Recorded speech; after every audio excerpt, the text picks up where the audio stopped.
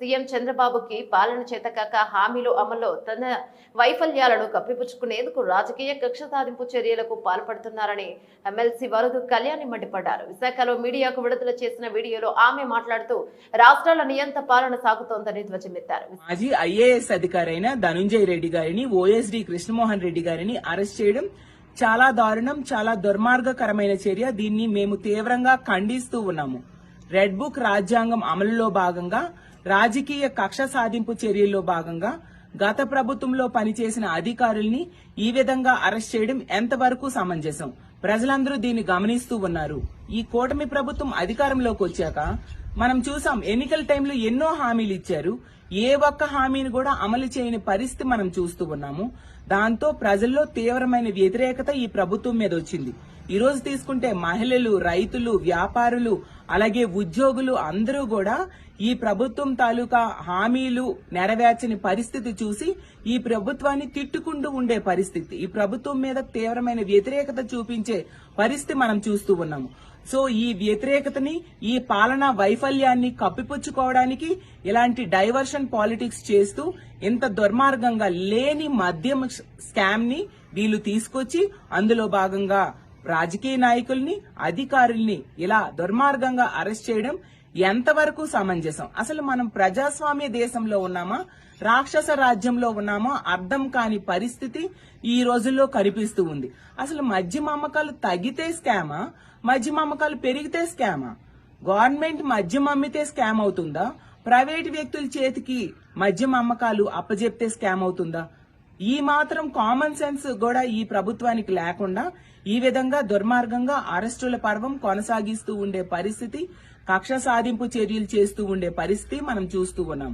గతంలో వైఎస్ఆర్సీపీ అధికారంలో ఉండేప్పుడు తీసుకుంటే బెల్ షాప్స్ లేకుండా చేసింది, పెర్మిట్ రూమ్స్ లేకుండా చేసింది, మద్యం షాప్స్ 33% తగ్గించడం జరిగింది, లిక్కర్ షాప్స్ ని 33% తగ్గించడం జరిగింది. అలాగే మద్యం అమ్మకాల్ని తగ్గించడం జరిగింది. ఒక్క కొత్త డిస్టిలరీకి కూడా పర్మిషన్ ఇవ్వని పరిస్థితి మనం చూసాము. అంత మద్యం అమ్మకాల్ని తగ్గించి అలాగే ప్రజల ఆరోగ్యం కాపాడడం కోసం ఆ గవర్నమెంట్ అంతగా ప్రయత్నిస్తే ఈ గవర్నమెంట్ తీసుకుంటే ఈ రోజు విచ్చలవిడిగా మద్యం అమ్మకాలు, ఎక్కడ చూసినా బెల్ షాప్స్, మద్యం అమ్మకాల్ని ప్రైవేటు వ్యక్తుల చేతికి అప్పజెప్పేశారు ఈ కూటమి ప్రభుత్వం అధికారంలోకి వచ్చాక. మరి ప్రైవేటు వ్యక్తుల చేతికి అప్పజెప్పడం వెనక జరిగిన స్కామ్ మీద మీరు దర్యాప్తు చేయండి. అలాగే ఈ బెల్ షాప్స్ ఇంతగా పెంచేశారు కదా, దాని వెనుకున్న స్కామ్ మీద మీరు దర్యాప్తు చేయండి. గతంలో జరిగిన స్కిల్ డెవలప్మెంట్ స్కామ్ మీద దర్యాప్తు చేయండి, లేదా ఫైబర్ నెట్ స్కామ్ మీద దర్యాప్తు చేయండి, అమరావతి అసైన్డ్ భూముల స్కామ్ మీద దర్యాప్తు చేయండి. ఇవన్నీ వదిలేసి లేని స్కామ్ ని సృష్టించి ఇలా కక్ష సాధింపు చర్యలు చేయడం ఎంతవరకు సమంజసం? ఇది న్యాయమేనా అని నేను ప్రశ్నిస్తూ ఉన్నాను. అలాగే తీసుకుంటే ఎన్నో ఈ కూటమి ప్రభుత్వం అధికారంలోకి వచ్చాక వీళ్ళు చేస్తున్న దుర్మార్గకరమైన చర్యలు ఎలా ఉన్నాయంటే వ్యాపారవేత్తలను భయపెడుతూ ఉన్నారు. తీసుకుంటే జిందాల్ లాంటి పెద్ద సంస్థ మన రాష్ట్రం నుంచి పక్క రాష్ట్రానికి తరలిపోయింది.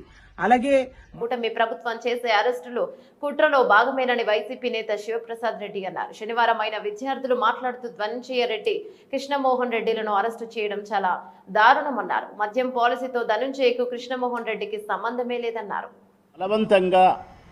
బలవంతంగా సిఐడి వాళ్ళు అదుపులోకి తీసుకొని బెదిరించి, 10 సార్లు బెదిరించి మేము చెప్పినటువంటి స్టేట్మెంట్ మీరు రికార్డ్ చేయాలని చెప్పి బలవంతంగా అతనితో వాళ్ళకు కావాల్సిన పేర్లన్నీ చెప్పించుకునే ప్రయత్నం చేసినారు. సత్యప్రసాద్ అనే ఒక చిన్న ఉద్యోగి,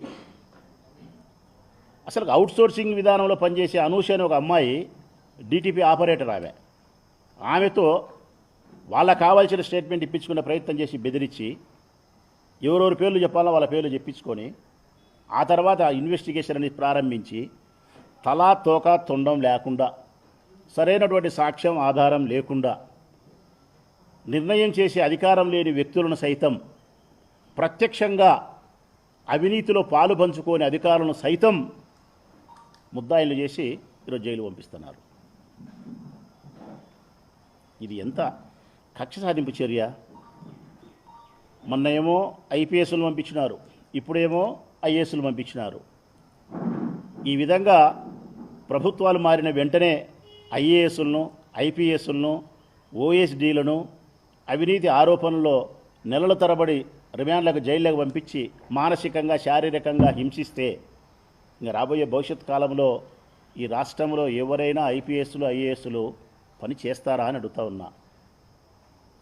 ఈ రాష్ట్ర అభివృద్ధి కోసం ఐఏఎస్లు, శాంతి భద్రతల కోసం ఐపీఎస్లు తీసుకోవాల్సిన నిర్ణయాలను వాళ్ళు ధైర్యంగా తీసుకోగలుగుతారా? ఇక ఆ ప్రభుత్వంలో, జగన్మోహన్ రెడ్డి గారి ప్రభుత్వంలో పనిచేసినటువంటి అధికారులను ఈ ప్రభుత్వంలో, చంద్రబాబు నాయుడు ప్రభుత్వంలో హరాస్మెంట్. రేపొద్దున ప్రభుత్వం మారిన తర్వాత, జగన్మోహన్ రెడ్డి గారి ప్రభుత్వం వచ్చిన తర్వాత మళ్ళీ అప్పుడు ఐఏఎస్లు, ఐపీఎస్ల మీద ఆ ప్రభుత్వం కక్ష సాధింపు చర్యలకు పాల్పడితే ఈ విధంగా ఐఏఎస్లు, ఐపీఎస్లు జైలుకు పోవాల్సిందేనా? అభివృద్ధికి సంబంధించి నిర్ణయాలు చేయగలుగుతారా? తన పెన్నుతో సంతకం ధైర్యంగా పెట్టగలుగుతారా? ఇంతకీల ఆరోపణ ఏం తెలుసునా?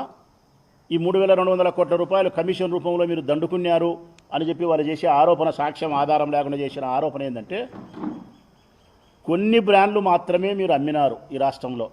అన్ని బ్రాండ్లు మందు అమ్మలే, కొన్ని బ్రాండ్లు మాత్రమే అమ్మినారు.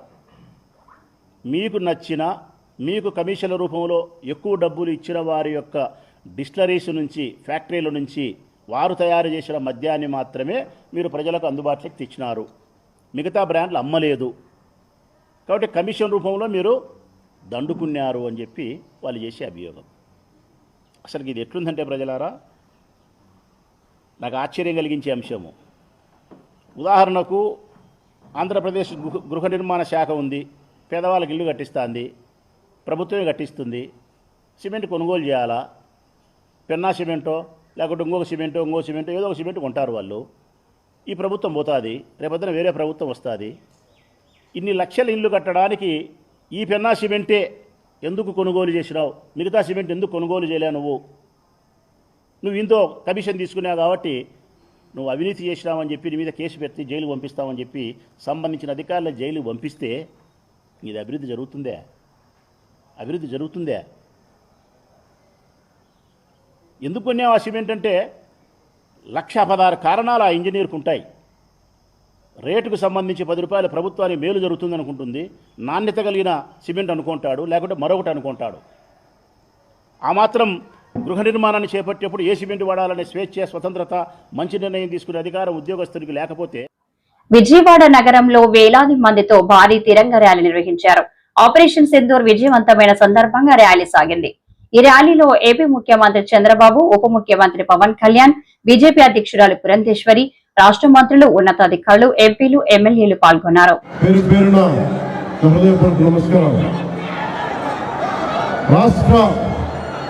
దేశ విభజన జరిగినప్పటి నుంచి 1947 దేశ విభజన జరిగినప్పటి నుంచి ఎప్పుడు మనం ప్రశాంతత చూడలేం. అడ్డగోలుగా లక్షలాది మంది నరికేశారు అప్పుడు పాకిస్తాన్ విభజనప్పుడు. ఆ రోజు నుంచి ఈ రోజు దాకా ఏదో ఒక సందర్భంలో వాళ్ళ దేశాన్ని, పాకిస్తాన్ని వాళ్ళు ఏలుకోలేక బలపడుతున్న మన దేశం, అభివృద్ధి చెందుతున్న మన దేశం ఎలాగైనా సరే దీన్ని వెనక్కి నెట్టాలి, అభివృద్ధిని ఆపాలి అనే ప్రయత్నాలు పాకిస్తానీ కొన్ని దశాబ్దాలుగా చూస్తున్నాం. ముఖ్యంగా ముంబైలో 26/11 అప్పుడు తాజ్మహల్లో హోటల్ పైన కసబ్ లాంటి తీవ్రవాదులు 72 గంటల పాటు ఏ స్థాయి దాడులు చేశారో మీకు తెలుసు. అలాగే బాంబే పేలుళ్ళు కానీ, కోయంబత్తూరులో బాంబు పేలుళ్ళు కానీ, అలాగే గోకుల్ చాట్ కానీ, గోకుల్ చాట్ పేలుళ్ళు కావచ్చు, లుంబిని పార్క్ పేలుళ్ళు కావచ్చు, జామా మస్జిద్ పేలుళ్ళు కావచ్చు, వీటన్నిటికీ వెనక పాకిస్తాన్ హస్తం ఉంది. వారు ముఖ్యంగా ఒకవైపు సరిహద్దుల్లో, మనం ఈ రోజున విజయవాడలో కూర్చొని, ఆంధ్రప్రదేశ్లో కూర్చొని మనం ఇట్లా తిరగలుగుతున్నామంటే జమ్మూ కాశ్మీర్లో కానీ, హర్యానాలో కానీ, రాజస్థాన్లో కానీ, సరిహద్దు రాష్ట్రాలు ఏవైనా సరే ఇంత ప్రశాంతత ఉండదు. మనం చేయగలిగేది సైనికులకి మేము అండగా ఉన్నాం, మేము ధైర్యం చెప్పడం, అలాగే స్థానికంగా మనకి భారతదేశం లోపల ఎవరైనా సరే సూడో సెక్యులరిస్టులు ఎవరైనా సరే సెక్యులరిజం పేరు మీద సూడో సెక్యులరిస్ట్ వాదులు ఇది భారతదేశ ఆర్మీని కానీ డిఫెన్స్ ఫోర్సెస్ని కానీ బలహీనపరిచే విధంగా, కించపరిచే విధంగా అలాంటి వ్యాఖ్యలు చేస్తే మటుకు మనందరి కర్తవ్యం వాళ్ళకి బలమైన జవాబు చెప్పడం, వాళ్ళు ఏ స్థాయి వ్యక్తులైనా కావచ్చు. ఇది మనందరం చాలా బలంగా నిర్ణయం తీసుకోవాలి, నిలబడాలి మన వాళ్ళ కోసం. అలాగే మురళీ నాయక్ 23 ఏళ్ళ కుర్రవాడు మురళీ నాయక్ దేశం కోసం సినిమాలు చూడాల, సినిమాలు చాంటింగ్ చెప్పలా, భారత్ మాతాకి జై చెప్పాడు. ఎప్పుడైతే భారత్ మాతని ప్రేమిస్తారో వాళ్ళు నిజమైన దేశ పౌరులు. సినిమాలు రావచ్చు, సినిమాలు పోవచ్చు. మొన్న టీవీ ఇంటర్వ్యూలో కూడా చెప్పా, సెలబ్రిటీస్ ఎవరు మాట్లాడలేదు, హీరోలు ఎవరు మాట్లాడలేదు, బాలీవుడ్ హీరోస్ ఎవరు మాట్లాడలేదు అంటే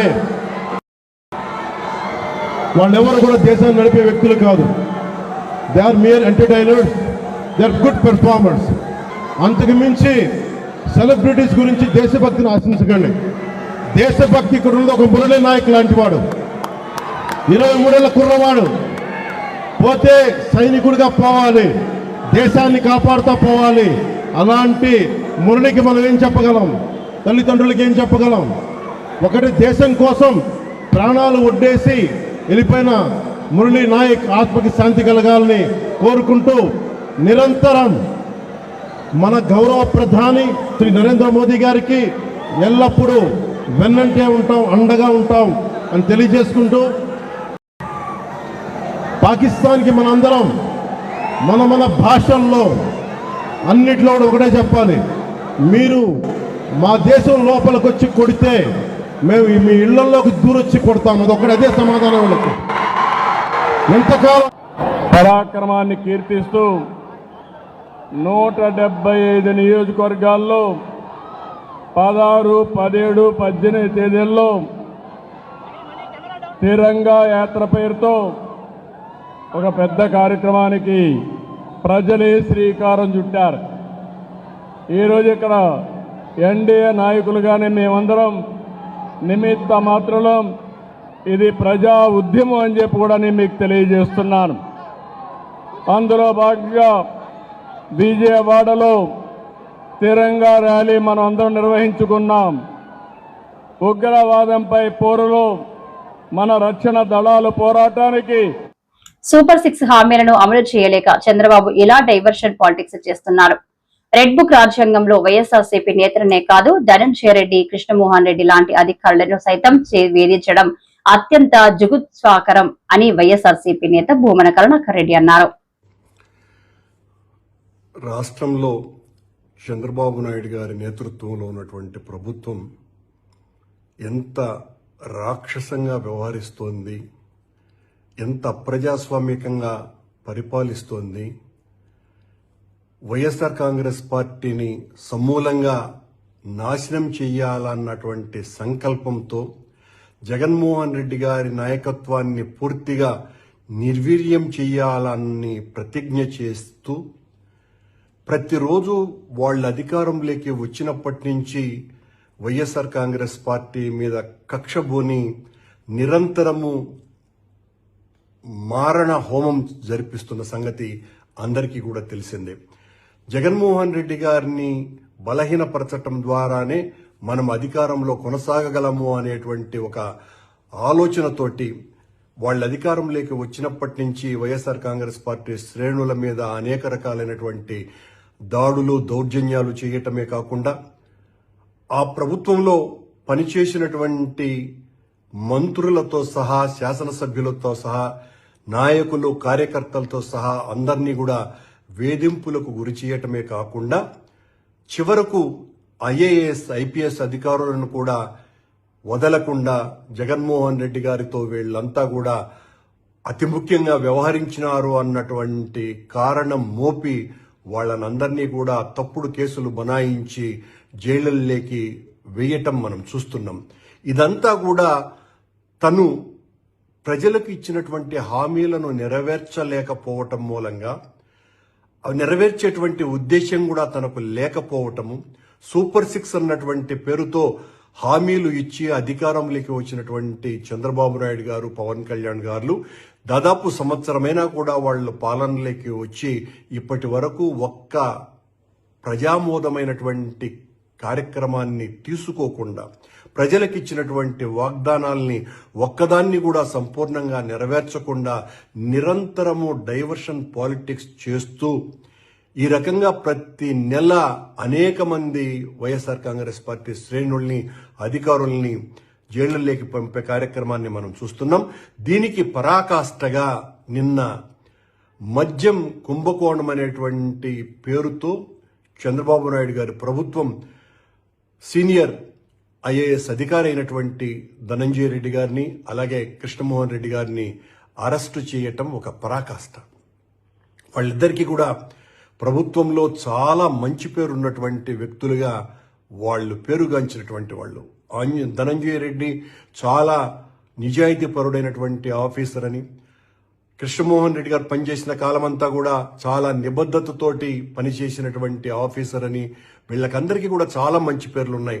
అలాగే ఐపీఎస్ ఆంజనేయులు గారు కావచ్చును, ఎవరైనా కావచ్చును, వీళ్ళకందరికీ కూడా వాళ్ళ విభాగాలలో అత్యంత మంచి పేరును సంపాదించుకొని వాళ్ళు ఉద్యోగం చేసినటువంటి వాళ్ళు. ఒక తప్పుడు ఆరోపణతో ఈ రోజున జగన్మోహన్ రెడ్డి గారిని పూర్తిగా రాజకీయంగా నాశనం చేయటానికే పనిగట్టుకొని ధనంజయ రెడ్డి గారిని, కృష్ణమోహన్ రెడ్డి గారిని అరెస్టు చేయటం జరిగింది. పాలన ప్రజలకు ఆమోదమైనటువంటి విషయాల మీద వాళ్ళు చేయకుండా ఈ రకంగా వైఎస్ఆర్ కాంగ్రెస్ పార్టీకి అంటగాగినారన్నటువంటి పేరుతో చివరకు ఐఏఎస్ ఆఫీసర్లు, ఐపీఎస్ ఆఫీసర్లు వీళ్ళనందరినీ కూడా అరెస్టు చేయటం అన్నది ఈ రాష్ట్రానికి ఒక ప్రత్యేకమైనటువంటి కార్యక్రమంగా మారిపోయింది. ఏ ఒక్క పోలీసు అధికారి, ఐఏఎస్ అధికారి కూడా భవిష్యత్తులో పని చేయటానికి కూడా భయపడి వణికిపోయే విధంగా చంద్రబాబు గారి ప్రభుత్వం పాలన సాగిస్తోంది. ఉద్దేశపూర్వకంగా తప్పుడు ఆరోపణలతో మద్యం కుంభకోణం అనేటువంటి ఒక పెద్ద విషయాన్ని వెలికి తీసినట్టుగా చంద్రబాబు నాయుడు గారు విశాఖ గాజువాక సైబర్ నేరాలు ఎక్కువవుతున్నాయి. వాటిపై అందరూ అప్రమత్తంగా ఉండాలి. City police commissioner Bagchi. Cyber నేరాలు ఎక్కువవుతున్నాయి. వాటిపై అందరూ అప్రమత్తంగా ఉండాలి. City police commissioner Shankhabrata Bagchi. Gajuwaka Celest కమ్యూనిటీలో సైబర్ నేరాలపై అవగాహన సదస్సు పాల్గొన్న కమిషనర్ దేశంలో జరుగుతున్న నేరాల కంటే సైబర్ నేరాలు ఎక్కువయ్యాయి. ఆన్లైన్లో కంప్యూటర్, ల్యాప్టాప్, మొబైల్తో సైబర్ నేరాలు పెరిగిపోయాయి. దేశంలో దారి దోపిడీ, హౌస్ బ్రేకింగ్, దొంగతనాల వలన 80 కోట్లు దొంగలు తస్కరిస్తే ఒక్క సైబర్ నేరాల వలన 220 కోట్లకు పైగా నేరగాళ్లు తస్కరిస్తున్నారు. మొబైల్స్ను సైబర్ నేరగాళ్లు హ్యాక్ చేస్తున్నారు. పెహల్గాం వార్ తర్వాత పాకిస్తాన్ హ్యాకర్స్ ఇండియా వెబ్సైట్లను హ్యాక్ చేశారు. గాజువాక సీఐకి నగర పోలీస్ కమిషనర్ డబ్బులు కావాలని మెసేజ్ వచ్చింది. సీఐ పోలీస్ కమిషనర్కు ఫోన్ చేయడంతో అసలు విషయం బయటపడింది. ప్రోగ్రామ్ భాగంగా మొట్టమొదటిసారిగా ఒక గేటెడ్ కమ్యూనిటీ సెలెస్ట్ ఇక్కడికి ఇక్కడికి రావడం జరిగింది. ఈ సెలెస్ట్లో నివసిస్తున్న చాలామంది ఈరోజు ఈ ప్రోగ్రాంలో పాల్గొన్నారండి.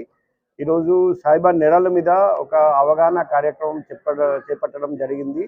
సైబర్ నేరాల వల్ల పౌరులు ఎలా నష్టపోతున్నారండి, నేరాలు అరకట్టాలంటే ఎటువంటి ప్రికాషన్స్ మనం పాటించాలి, దాని మీద వివరంగా చర్చించడం జరిగింది. కొన్ని సూచనలు, కొన్ని సలహాలు కూడా ఇవ్వడం జరిగింది.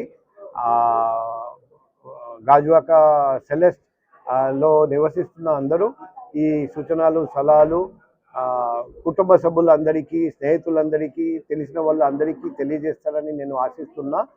మనం అందరం జాగ్రత్తగా ఉంటే మనం అందరం అలర్ట్గా ఉంటే మనం సైబర్ నేరాలు పూర్తిగా అరికట్టగలుగుతాం. ఆ సైబర్ మోసగాళ్ళు కూడా వైజాగ్లో ఎటువంటి నేరం చేయలేరని నేను ఆశిస్తున్నా. సో ఎవరికైనా ఏదైనా అనుమానం ఉంటే నా పర్సనల్ కాంటాక్ట్ నంబర్ 7995095799. అదే మాదిరిగా ఇక్కడ నివసిస్తున్న ఎవరికైనా ఏదైనా సమస్య ఉంటే పగలు కానీ రాత్రి కానీ ఎక్కడైనా అసాంఘిక కార్యకలాపాలు జరుగుతూ ఉంటే ఏదైనా సమాచారం చెప్పాలనుకుంటే నా పర్సనల్ కాంటాక్ట్ నెంబర్కి సంప్రదించమని నేను రిక్వెస్ట్ చేస్తున్నాం. Vizag city police and Gajuwaka police 24/7 Seles ప్రజలందరికీ అండగా ఉంటారని ఈ సందర్భంలో అందరికీ మరొకసారి హామీ ఇస్తున్నాం. లాస్ట్ 2 months నుండి ప్రతి స్కూల్ కాలేజ్ యూనివర్సిటీలో పెట్టున్నాం. ఇప్పుడు స్కూల్ కాలేజ్ సెలవు కాబట్టి ఈ టైం గేటెడ్ కమ్యూనిటీ దగ్గరికి వచ్చి మేము ఈ కార్యక్రమం చేపడుతున్నాం.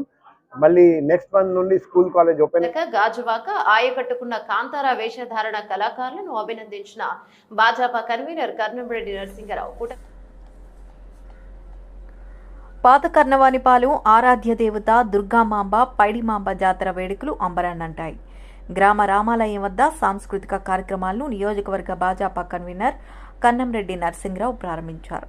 పశ్చిమ గోదావరి జిల్లా తాడేపల్లిగూడెంకి చెందిన కాంతారా 2 కళాకారుల ప్రదర్శన ఆద్యాంతం ఆకట్టుకుంది. కాళీమాత, కాంతారా, సీతారాముల వేషధారణలు చూపర్లను కట్టిపడేశాయి. వారి నృత్య ప్రదర్శనకు డప్పులు తోడై రంజింపజేశాయి.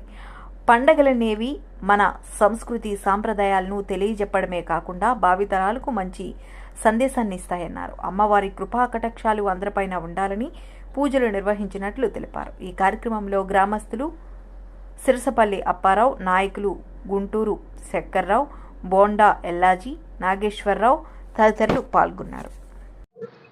ఈరోజు గాజువాక 72వ వార్డు మా పాత కర్ణవానిపాలెం గ్రామ దేవత శ్రీ దుర్గమాంబ అమ్మవారి పండగ సందర్భంగా ఇప్పుడే సాంస్కృతిక కార్యక్రమాలు తాడేపల్లి గూడు నుంచి వచ్చినటువంటి కాంతారా 2 అనే అమ్మవార్ల వేషంతో వేషధారంతో చాలా చక్కగా సాంస్కృతిక కార్యక్రమాలు మొదలుపెట్టారు. అదేవిధంగా ఇప్పుడే చూసాము శ్రీరాముడు, సీతాదేవి, అదేవిధంగా లక్ష్మణుడు, ఆంజనేయ స్వామి, అలా దేవతల మూర్తులు పిల్లలందరూ కూడా చాలా చక్కగా బండ్ల వేషాలు కూడా వేశారు.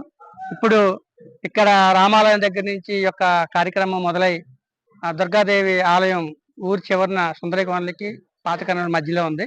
ఆలయం వరకు కూడా ఈ యొక్క ఊరేగింపు వెళ్తుంది మేళతాళాలతో. తర్వాత రాత్రికి సాంస్కృతిక కార్యక్రమాలు ఏర్పాటు చేయడం జరిగింది. మరి మన సనాతన హిందూ ధర్మంలో ప్రతి సంవత్సరం కూడా మా పూర్వీకుల నుంచి కూడా వస్తున్న ఆనవాయితీ, ప్రతి సంవత్సరం గ్రామ దేవతలు 2 అమ్మవార్లు ఉన్నారు. పైడితల్లి అమ్మవారు, దుర్గాదేవి అమ్మవారు. మంగళవారం, గురువారం ఈ 2 రోజులు కూడా సంవత్సరంలో ఒక రోజు అత్యంత వైభవంగా మరి చుట్టుపక్కల ఉన్నటువంటి బంధువులు, చుట్టాలు అందరినీ కూడా ఫ్రెండ్స్ని అందరినీ కూడా ఫ్యామిలీ ఫ్రెండ్స్ అందరినీ పిలుచుకొని ఈ రోజు పండగ జరుపుకోవడం జరుగుతుంది. ఈ యొక్క పండగల ద్వారా ఎంతో మంది కళాకారులకు, పూజా సామాగ్రి అమ్ముకునే వారికి ఉపాధి వస్తుంది. మరి మన పూర్వీకులు ఆ విధంగా ఈ యొక్క పండగలను తీర్చిదిద్దారు. మరి మా ఆహ్వానం మేరకు మా స్నేహితులు, పార్టీ కార్యకర్తలు, నాయకులు అందరూ వచ్చారు. అందరికీ పేరు పేరున ధన్యవాదాలు తెలియజేస్తాను.